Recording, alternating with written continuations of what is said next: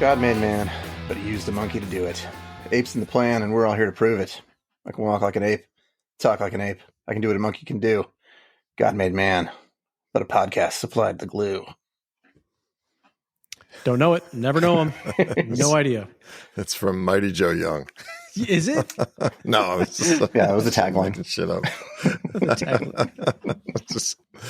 I have no idea. This is from a pretty well-known punk/new wave band, circa late 70s.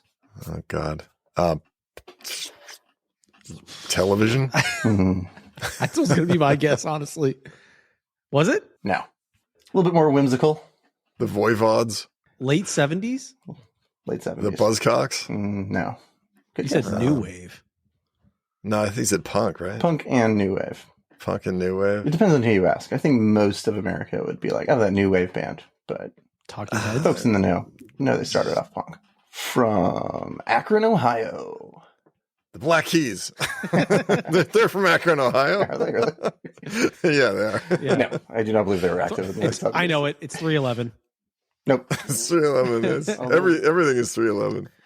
A punk There we go. from Ohio? I'm struggling to think of any band that's not from New York. So Yeah, I know. The Ramones. Yeah. The eternal struggle. The Velvet Underground. No, the answer is Devo. Oh, they're from Ohio? They are from Akron, Ohio. Holy shit. It's from the song Jocko Homo. I know it sounds lame, but yeah, the only band I could think of that's from Ohio is the Black Keys. So I was like, who else?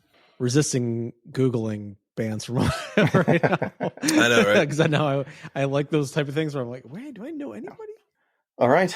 Well, off that topic, welcome to Rabbit Fighters. I'm Joshua. Brian here. I am Greg Lee Phillips. Last week, Greg, you went on record as stating that this is your favorite album from the 90s. We are talking about 1994 album Mighty Joe Moon. We are not talking about the 1998 Charlize Theron King Kong ripoff Mighty Joe Young. If you are here listening to this for Mighty Joe Young, please turn off this podcast and go listen to our sister podcast, The Apes of Wrath, where each week we discuss a shitty giant ape movie. There's one guy who's like, oh, damn it. Oh, finally. He's got his own homemade Mighty Joe Young t-shirt on. You know, I know we're just coming out of the gate here, but to say that your favorite album of 94, that's a huge. I mean, if you look at the list of rock albums released in 1994, it's No, crazy. I believe it was the entire 90s that Greg was talking about. The whole 90s? The whole I'm thinking, decade. I looked at just the year this album was actually released, and it's insane. Yeah. It's an insane year and an insane time of music, too. Like the early 90s is probably my favorite time of music, and the late 70s. If you put those two together. Yeah, and I'm going by just like how often I've listened to it, Okay. like how much of an impact it's had in my life. Like it's been with me since 94. I listened to it a ton. I was in I was in college when it came out. You kind of, you're by yourself. You get, you're a little moodier, your life goes up and down in more dynamic ways. And like this album just fit, right away. And it stuck with me. It wasn't like, like Siamese Dream. I listened to that a million times when it came out, but it doesn't still resonate with me as much as this album does. Like it's carried the load, with me throughout my life since I started listening to it. And a lot of albums have fallen away. A lot of the early 90s albums that I loved, maybe I listened to them too much. Maybe they just were of a time and place, but they haven't they haven't lasted. They haven't, but there's just so much variety in this album. It stayed with me. So yeah, it is my favorite album. I'm obviously not declaring it the best.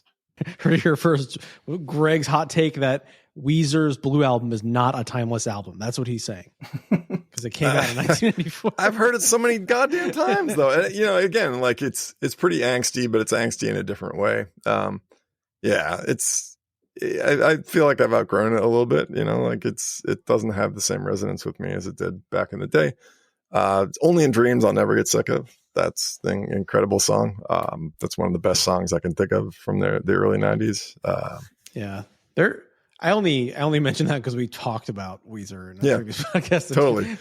But I mean, even if I just look at some of the, I mean, if you drop your frame of reference to this year, just like throwing a dart, like Soundgarden, Super Unknown, Green Day's Dookie, Alice in Chains, Jar of Flies, STP, Purple, Jeff Buckley's Grace.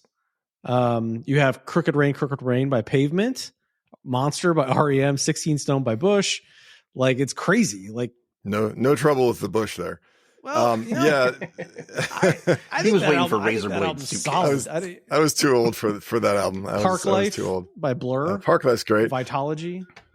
So, at the risk of getting back on topic here, yeah, I know, I was right? gonna say we're talking about every album but the album we're with supposed that backdrop painted of the mid '90s music scene. My understanding that it was great is that Grantley Buffalo made a good go at it as a band. They got some radio play. I think they a couple of videos or two, and they put out a few albums, all of which were more or less critically acclaimed, and still nevertheless never broke into the mainstream. Yeah, they were on an island of misfit toys band. You know, like they were the band that nobody knew what to do with. I kind of liken them as like the Larry David of you know, early '90s alternative bands, where like all these comics talked about like nobody wanted to pack a club for Larry David, but when he would perform stand up, the club was full of comics because they were like, we want to hear Larry David. You know, like for us, this guy's a genius. It's a band's band. It's a band's band. Yeah. Like Michael Stipe from REM heard Fuzzy, their first album, and he was like, holy crap, this is the best album of the year. You know, like, you know, some of the Oasis guys said that an early record of theirs influenced them. A lot of people loved these albums that they put out because, I mean, to me, they're pretty shiningly unique in a sea of sound-alike bands back then. And I'm not saying they don't have influences. I'm not saying there aren't bands that they were like, hey, I'm going to take an element of this band and run with it. But when you put their sound together with all the stuff that they're doing and the lyrics and the vocals, I don't think anyone else sounds like them. And I can't match another band to them and say like, this band is just like this band, you know? So how did you find out about them? Because I found out about them. I would do this all the time. I would, there are two ways I would find bands. I would go to shows in DC and I'd get there as early as they'd open the doors, and I'd listen to every single band that was going to play. Sometimes you'd have 4 bands, you know, come on that night. And I'd be there from the opener, and I'd just be like, I don't even care who the rest of the bands are. I'm going to see them. And a lot of them turned out to be really good. Some of them turned out to be famous. You know, like Pearl Jam was an opening band for one of the shows I saw. I'd never heard of them. They hadn't released 10 yet. The Counting Crows, I saw them when they were mislabeled as the Counting Cows. You know, so back when they were like really hungry, little name. scrappy band in Baltimore, you know. Like Cracker. I saw a bunch of these bands, you know, when they were just these tiny little bands, these tiny little clubs.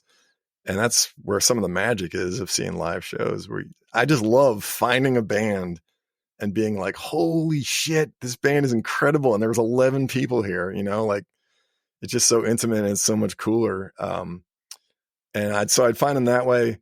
And I'd also read reviews in like the Fangoria. DC City paper and stuff like that. Yeah, Fangoria, where I get all my it all comes back to horror based music.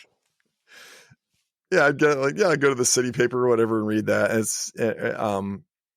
And it's very arts oriented. Or I'd just go to record stores and like flip through stuff and like find an album that looked cool and just buy it because it looked cool. They'd have the album art on it or whatever. And this is one of them that was both, where I read a review in the city paper and was like, that sounds interesting. And then I saw it in the record store and was like, this album cover is really cool. I'm just going to get it. I haven't heard a damn thing. And got it, brought it home, plopped it in, and was like, wow, this is fucking great. No, I think we were talking about it before. But I mean, up until last week when you suggested this album, I'd never heard of Grantley Buffalo, not once in my entire life. Brian, had you? No. That's so funny. And sitting down and giving it a listen, I think I've listened to it, the whole album straight through, probably 5 times in the past week, and cool. Yeah, probably not until this last time where I intentionally was like, I'm going to go track by track and just like put down my thoughts. Did I actually like really pay attention to the lyrics? Mm-hmm. And this last time, like the act of having listened to it a couple times and then looking at the lyrics, I think really gave me a new appreciation for it. Because the first time, gonna be honest, it didn't take. I was like, this is not really in the mood for this at this moment. It's not. First song is a definite jam, like Lone Star song. Comes out of the gate really hot, and then I found myself, kind of trailing off around the middle of the album. So, in the interest of science and homework, I kept pushing at it. But then today, I like actually going through and like, what's he actually saying on Mockingbird? So like put those lyrics together, and absolutely very poetic. Like you can tell like how deep these lyrics are, how meaningful they are to him. I forget which one it was, that Lady Godiva and Me. Yeah. Around the middle of the album, where I was usually starting to tune out. Flagging. Coming back and like reading that, I was like, wow, this is like Canterbury Tales esque. But he has a real way with words. His rhymes are not predictable in any way, shape, or form, and the topics that he's covering and all the songs are varied, but a lot of like nature allusions that he's pulling in. Yeah, he's Native American, and he does have a lot of stuff in his solo career where he writes about the earth and the water, the earth, the air, the animals, and being a part of that. He has this album called The Narrows, which he writes about his own death a bunch of times, where he's just like, I'm going to return to where my grandfather was, going back to Moccasin Creek. He's just got an interesting variety of influences in his life. And that song Mockingbirds, that came from an earthquake that destroyed his home in California. Really? He came back like that. The first line, devastation at last, finally we meet. He just came back and all of his shit was destroyed. And, he's just like, wow, okay. I think that was like the one, I don't want to say single, because what's a single? But that was the one that was released with like a music video on like MTV, and it got some airplay, but it didn't take. Probably it's a outshined bit of a hard sell, by Nirvana or something. So. Yeah, I know. Well, he's got this falsetto vocals, and it's talking about the destruction from an earthquake. Like there's a lot of stuff that isn't very saleable in this whole album. You can tell that a record company wouldn't know what the fuck to do with these guys. They're just like, and at the time I was writing plays. I was in college, and I was writing this full length play for my like senior capstone, like where it's basically your thesis project, as a performing arts major. And so I wrote a play and directed it and produced it and stuff. And I used 2 songs from Mighty Joe Moon. I used Happiness and I used Demon Called Deception. And it just, and everyone who was in that show or who worked on it or who saw it was like, who was that? When it like after the show, you'd be like, hey, the show was great, or whatever. And then they'd be like, what was that music? Which is another thing I love. I love finding stuff and like, sharing with people and have them have that moment where like, who the fuck was that? And you're like, yeah, I had that same moment. That's kind of one of the things that brings people together that I love about music. Did you pay for the rights to use the music in your play? No, it was fair use, man. it was a weekend capstone production. I have since paid him back in spades. During the pandemic, Grantley Phillips did this thing on Stage It, which is a platform where you can just do online shows. And he had this Sunday night series from his house where he would just play songs. There was a chat feature on the side. You could just like talk to him in the chat feature and he'd be like, okay, I'm seeing some good suggestions here. What do we got? Someone wants to hear Homespun. I don't think I know Homespun's words anymore.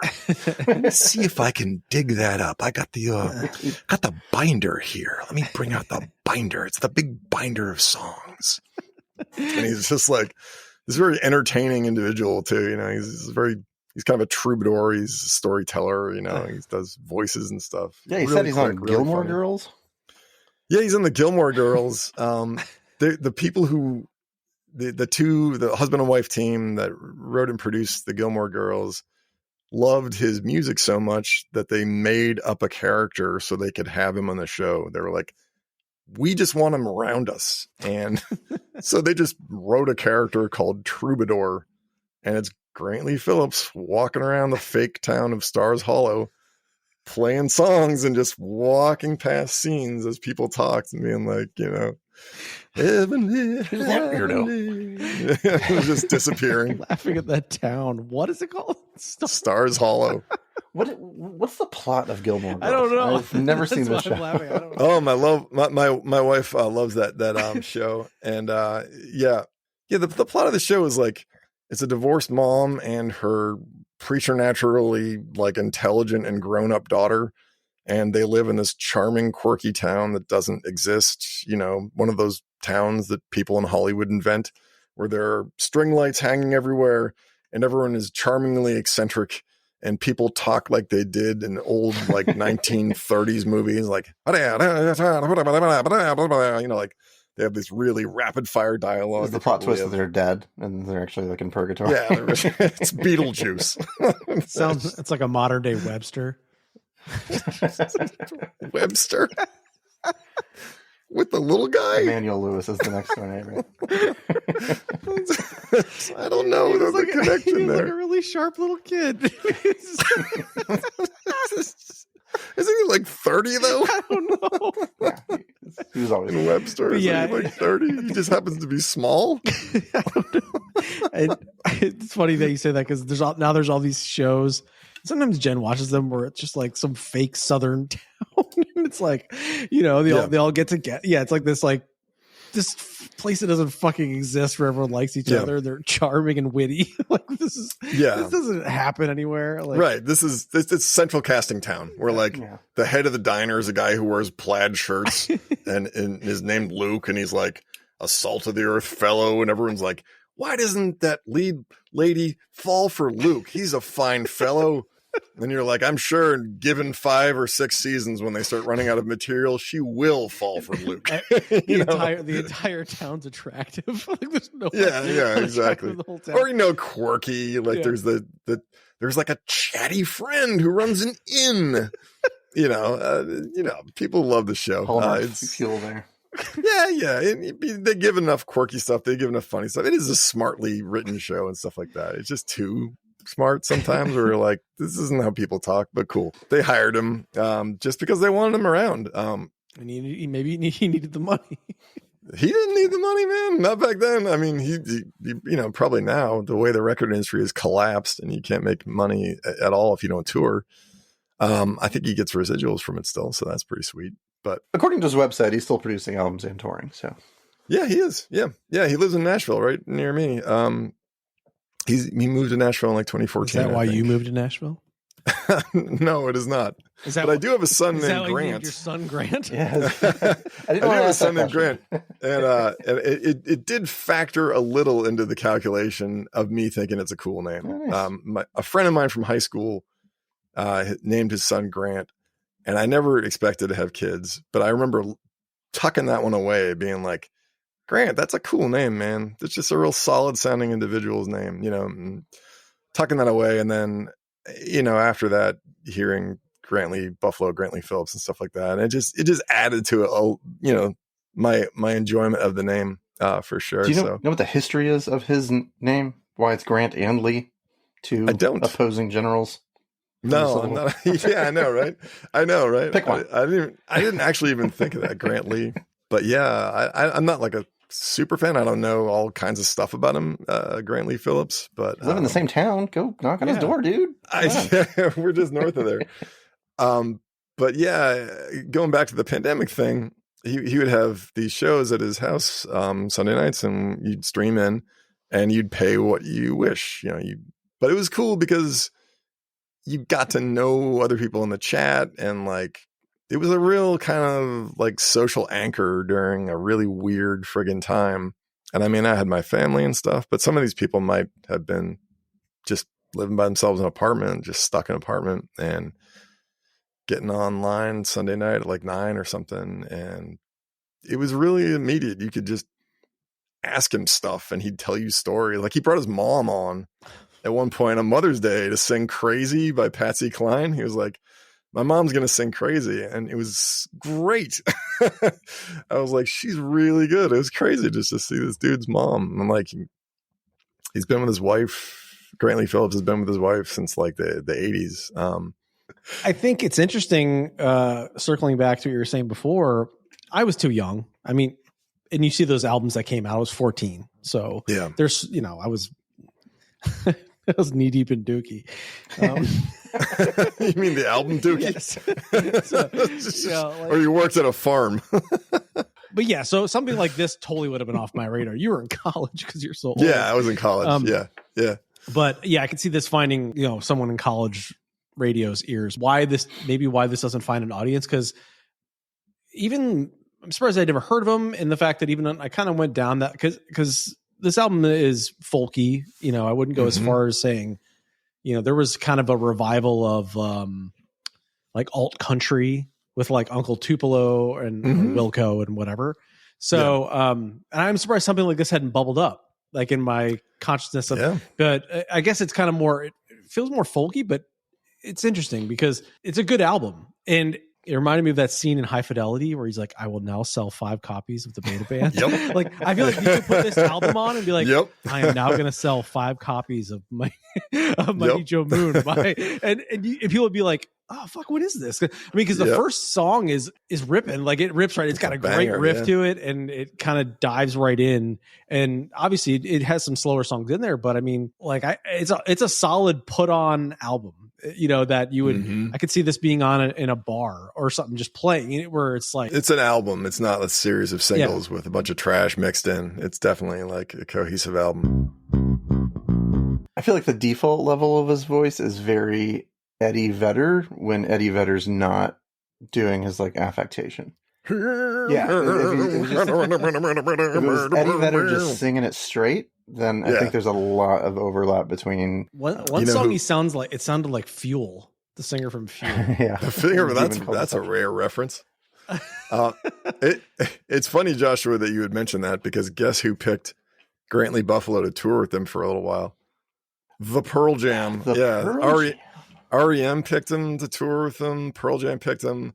U2 picked him. That's what I'm saying about the Larry David of bands. Like, all these bands just wanted them to play with them, and there's no competition because they aren't going to sound like anyone else's band. It's not like, oh, they're going to outdo us in the rock side of things, or I remember hearing the guy Brandon Flowers from the Killers talking about another band that they had a rivalry with, and I was like, this isn't the kind of band that has rivalries. You know what I mean? Like, the Grantley Buffalo is the kind of band that you just want to be around if you're another musician. Dave Matthews Band coming out of Grantley Buffalo. there's not like, oh man, they're eating our lunch over there, the Grantley Buffalo guys. Like, I think they're just for shows too. I think if you're the headliner, you're better getting a great band in front of you, because that's just 2 great bands that you get to see, and more people will come and see you. And then it's like, I wouldn't purposely be like, I'm going to put a band in front of me that's worse. I mean, like, no, I get a great band so that people want to show up. Grantley Phillips is a hugely engaging, and I saw Grantley Buffalo only once when Jubilee came out, and they played some festival in Chicago, and I went with my friend Alex, and I had done that show with him that we used those songs, and he got really into that album too. So we went to see them at this outdoor venue, and Grantley Phillips was like, welcome everybody, one and all. Welcome. Thank you very much for coming. We are Grantley Buffalo, and we're having a real time up here, and we were like, who's that? Like, is that the guy that sings those songs? Yeah, it was very like vaudeville, and we were like, that can't be the same guy. But that is him. He's just a very lighthearted, entertaining fellow. Despite writing all these kind of dark and moody tunes, like Lone Star Song. They write about all kinds of stuff. Like Lone Star Song is about the Waco, the Branch Davidians, like the attack on the Branch Davidians in the 90s. Mockingbird's about an earthquake. Sing Along is about like, the pace of the world and all the crazy shit these are all come out with. Lighthearted jams. That was totally. That's my pick for I thought the best song on the album. Sing Along? Mm-hmm. Sing Along. Yeah, that's a good one. For me, it was like when I heard this album, Lone Star Song hits you right in the chest right away, and you're like, okay, all right, you got great opening pick, producer. Yep. That's like yep, right. Yeah. So it gets you right away. Then Mockingbirds is so different, but it's really arresting in its own way. It's the Life is very like calm and folky, and it's got some nice, introspective stuff to talk about. Sing Along is a really like, adventurous song, and it's really cool and more up tempo. Mighty Joe Moon is one of his most requested ones to play live. It's just something about that song. I just love it a lot. I guess it's about a roadie they had who had, I don't know, he had like a drinking problem or something. Like he was just this troubled guy that they hung around with for a while. Demon Called Deception I love that song. I think it's a really cool song. And then some of these other ones didn't hit me as much when I first listened to the album. I was like, the power's in the first half. But when I started listening more to like Lady Godiva and Me and Happiness and Honey Don't Think, and especially like Rock of Ages, I was like, those were growers on me. And the album is so complete for me. Like I love the whole thing, beginning to end by now. And I haven't gotten sick of it. I'm looking on just the plays on YouTube Music, whatever. Happiness with 1 million leading the pack. Is that the Gilmore Girl effect? No, that's House. Oh, because I looked up, because lyrics vary on this guy's stuff. Like you can't pin down the lyrics in some of these songs. And I was trying to find out some of the lyrics to Happiness, and sometimes they'll pin them under the videos. And there are all these comments that were like, like this comment if you came here because you heard this on House. Yeah. And I was like, damn it. House brought me here. Yeah, House brought me here. They're like, whatever, it's giving them some more money. Like, I'm sure House had to pay him a bunch. So it does have those.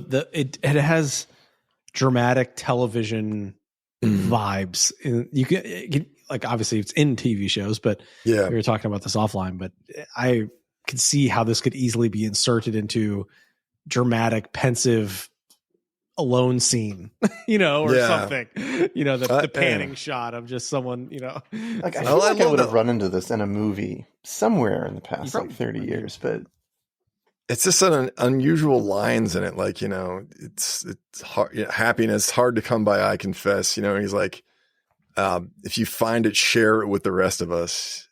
It's just a unique phrasing for me. And, it's like, it's someone who is clearly bereft and is like, just asking for a shred of happiness from someone else, like, I don't know. It's just a really cool way of phrasing things. And those are good insights, because when you pick an album, when doing this, like you've sat with this for 30 years or whatever. And, we get 5 days or whatever to listen to this thing. So it's hard to kind of absorb all of it. But, sometimes I feel like when you get such a short amount of time, I'm usually looking or listening like musically to be like, okay, is this something I like? Is this something I like? And it's interesting how albums kind of unfold in that. Does it catch me? Yes. Would I put it back on again? Yes. And then it has to like grow on you. And then you get past the musical layer and then like, okay, what's he talking about? Like you kind of break it down. So it's interesting when we do albums on like a movie, which you can just kind of take it all in once.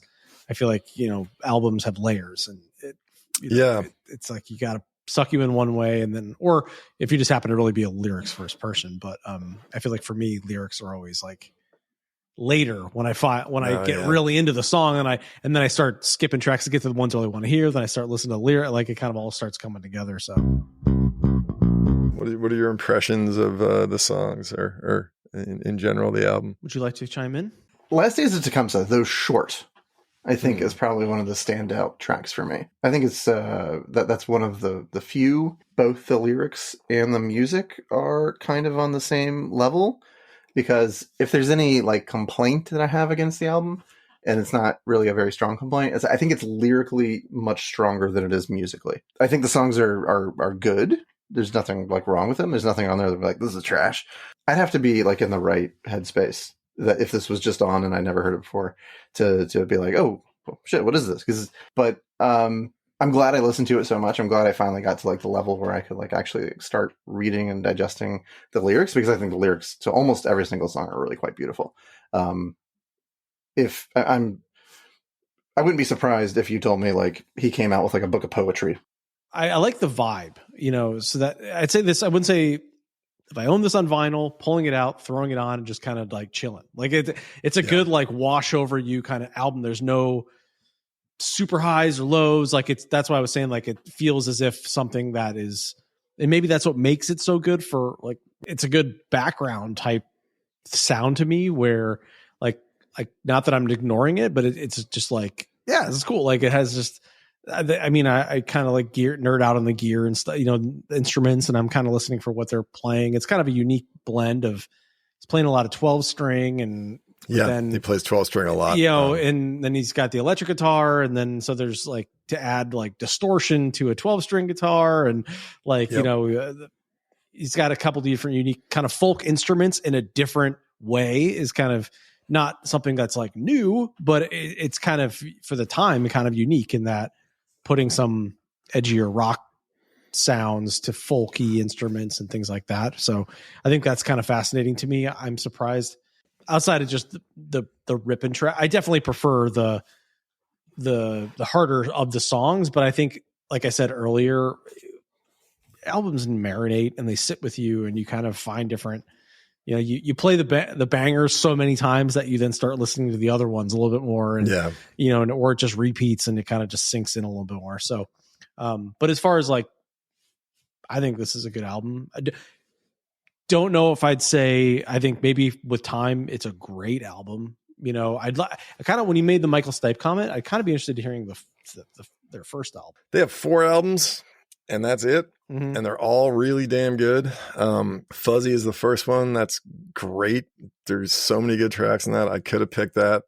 I've sat with this one more. This is the one I come back to the most. Fuzzy, I listened to after listening to this a bunch. And then Copperopolis is the third one.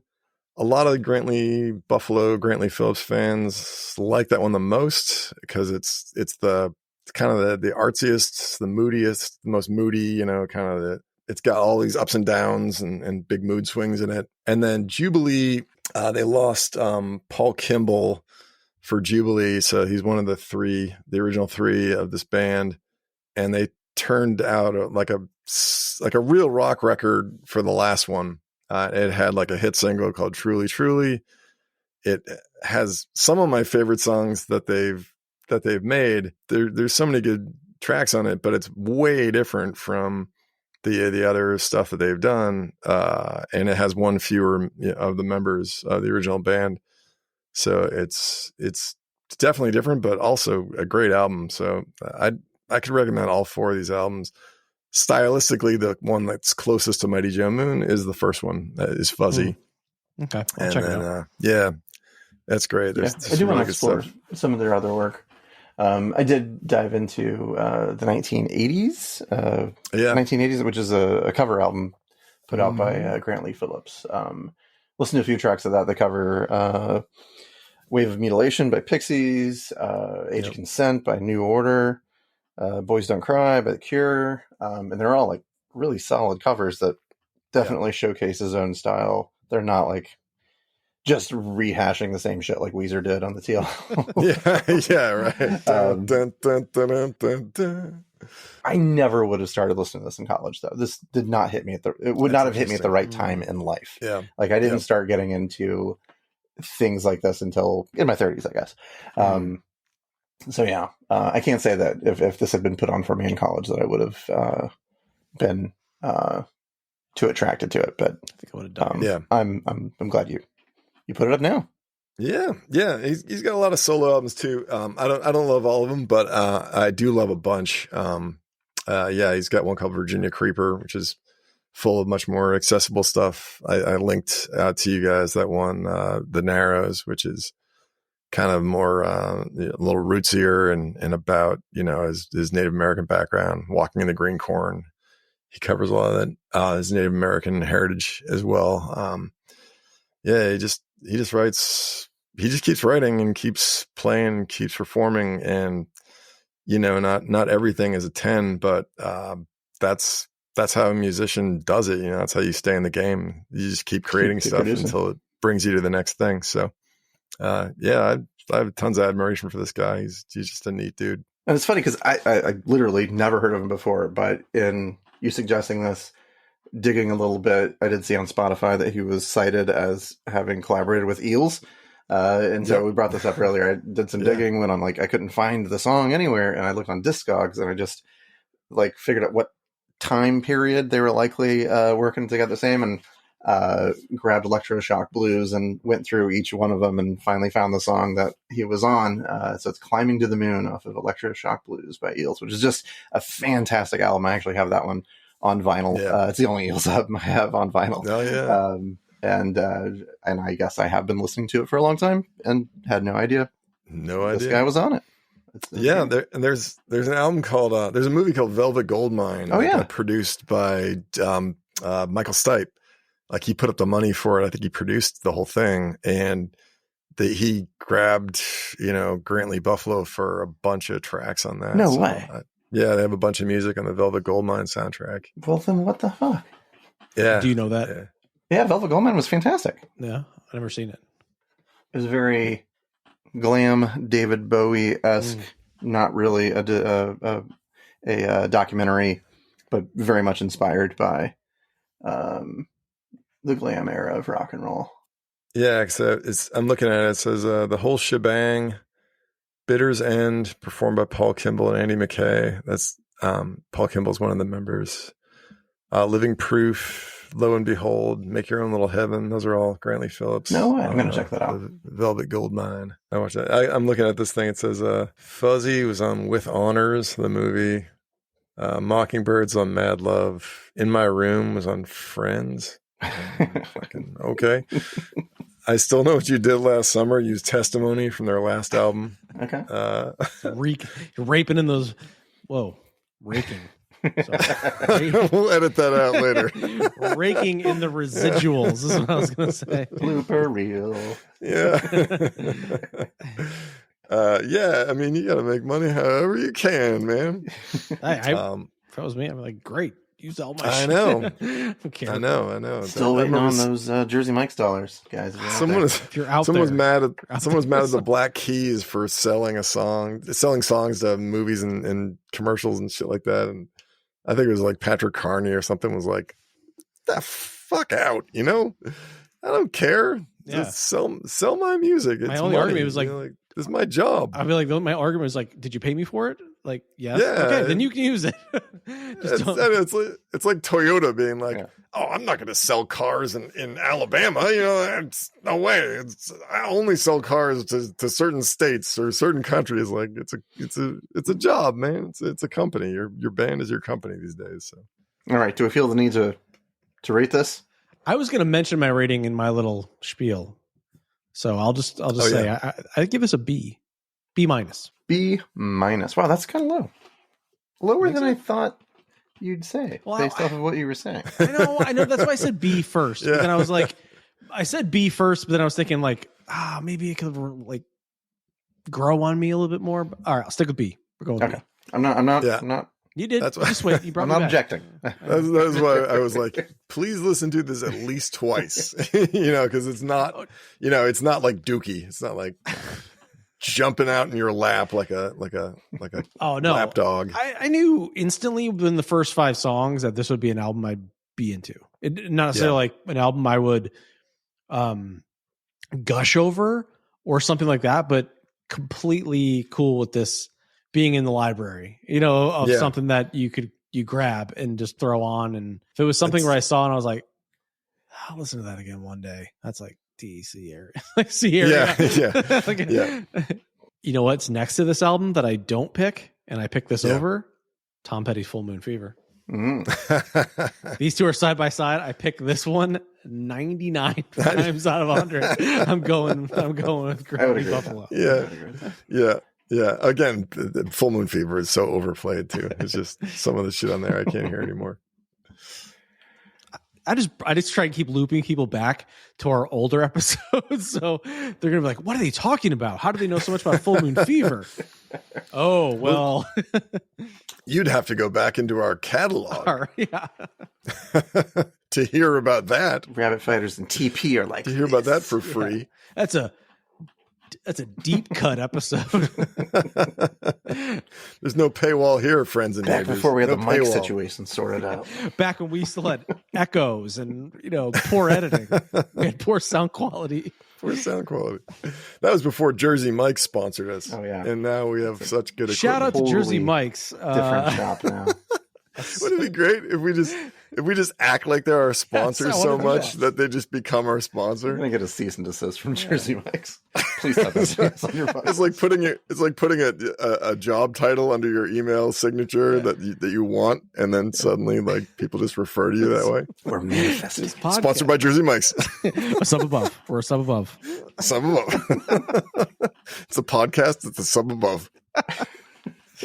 One day they're like, please stop using our We name. will pay you any amount of money to just please stop. Will you pay us in sandwiches? So B for me. What say you, Joshua? I also say a picker. solid B, but I am willing to put it out there in the universe that I could maybe be swayed to go higher if I, put in the work and sit down and listen to a few more albums and gain a little bit more of appreciation. I think this album just by itself is probably not painting enough of a picture for me. But that being said, it's not terrible by any measure. Again, I need to listen to more, but if I just took this as a snapshot of their career, I guess I could understand why they didn't catch fire. But I'm willing to dig deeper into their catalog. Definitely. Seems like a very talented and an earnest fellow with unique writing style. He reminds me, and this is not an apples to apples comparison, but a little bit like Tom Waits, where you're you kind of love. I could see them hanging out. Yeah.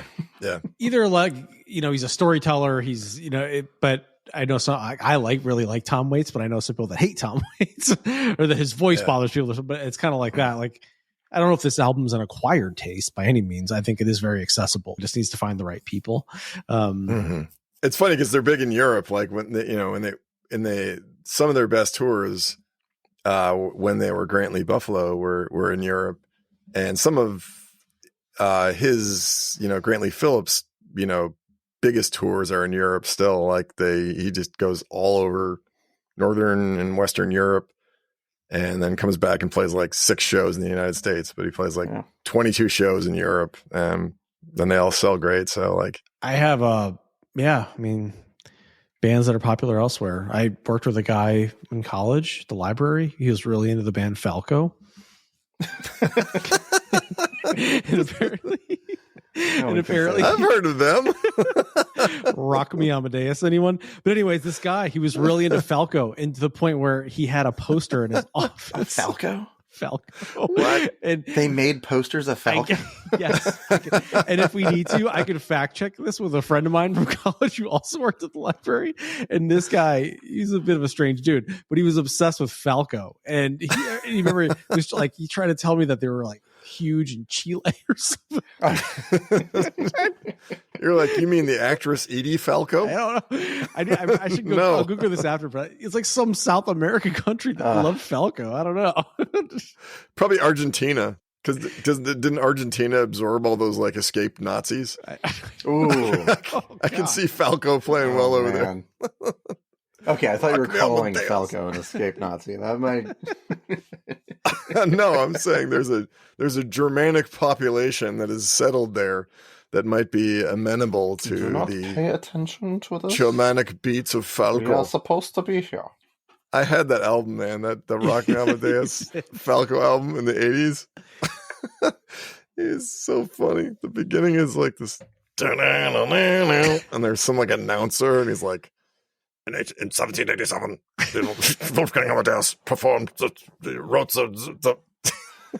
yeah, he's like doing historical facts. Then he's like, in 1985, Austrian rock singer Falco produces "Rock Me Amadeus, Amadeus, Amadeus, Amadeus." I kick into the song. It's so stupid. How does that become your favorite artist? I don't know. Bizarre. And this was such a marginal artist. The late 90s. There's no counting for taste. You know who I'm really into? Kajagoogoo. I'm just the biggest Kajagoogoo fan. And Lamal, Was that Too Shy? Was that the Kajagoogoo? Is that song? Yeah. Okay. And then their lead singer, this guy Lamal, did the Never Ending Story song. Oh yeah. Well, I mean that is a jam, but I'm trying to find the That's a jam. poster. Answer to the never ending story. Oh man, I can't do this. I can't. I gotta wait to go down the Falco rabbit hole after this episode. Just like, Greg what the Lee, hell? what is your assessment Greg Lee, what's your... of Greg, Mighty Joe Moon? Yeah, for me, it's an A+. It's one of my favorite albums of all time.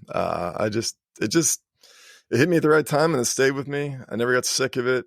I was listening to it yesterday in preparation for the show, and I heard lyrics in it that I hadn't heard in that way before, and was like, oh shit, I just learned a little tidbit that I didn't know about this song. And then it just keeps happening. I keep hearing stuff from it. And some of it is the lyrics, some of it are his vocals, some of it are his bandmates, all of whom are really capable musicians.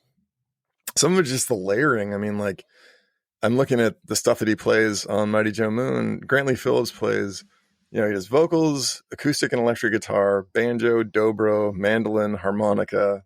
He plays 12-string guitar. What the hell's a dobro?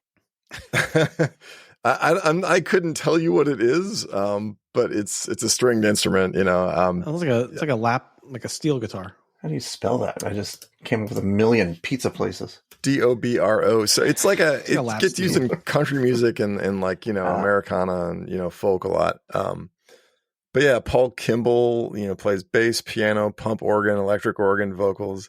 Joey Peters is drum set, tumbuk, which I don't even know what that is, tambourine, tablas, maracas, marimba, shakers, and acquired hunks of metal. And then they have a guy play cello on Mockingbirds, then pedal steel guitar and Lady Godiva and Me. Just so much, layering of music and vocals and stuff in here. And also, Paul Kimball can really sing. He has a solo career on his own, and I've seen him cover Mockingbirds, and he does the falsetto vocals and all that stuff. So it's just a really talented band all around. And, they hit me at the right time and never left me. I never got sick of them. They kind of grew with me, So they're still around, and I'm still happy that at least Grant Lee Phillips is still touring and stuff. So I can see him play at little clubs now, which is super cool. Yeah. He's just. We're going to take this episode and put it on cassette, and you're going to walk it over to Grant Lee to his house and have a listen. I mean, yeah. I've met him a bunch of times, like after shows and stuff. He's just like a little ancillary part of my life. So it's kind of interesting. Shoes on the other foot, Grant Lee Phillips. Now you're going to listen to us.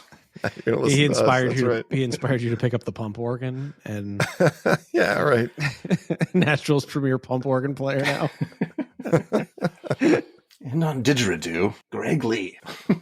Didgeridoo. I'm more of a didgeridooist / throat singer. Oh man, those guys are awesome. I love throat singer, man. Throat singer. The Mongolians like. You might call a worm. Stop. I know, right? I know. All right. So what are we doing next week? Yeah, Brian. What are we doing next week, Brian? You're all in. You're in. This is something okay. I want to.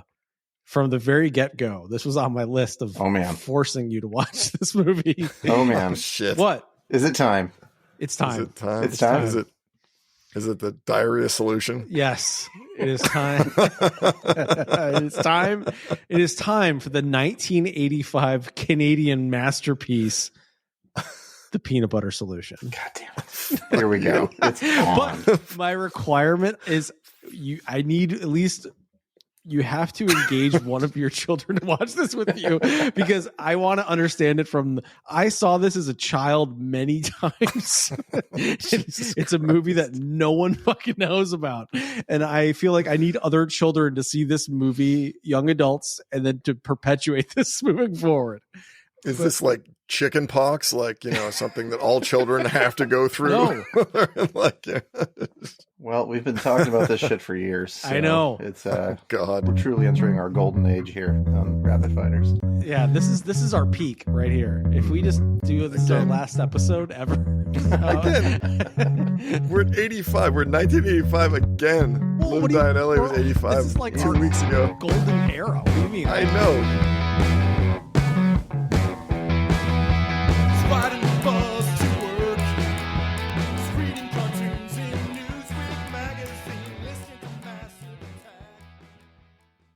Sponsored by Jersey Mike's. A sub above. We're a sub above.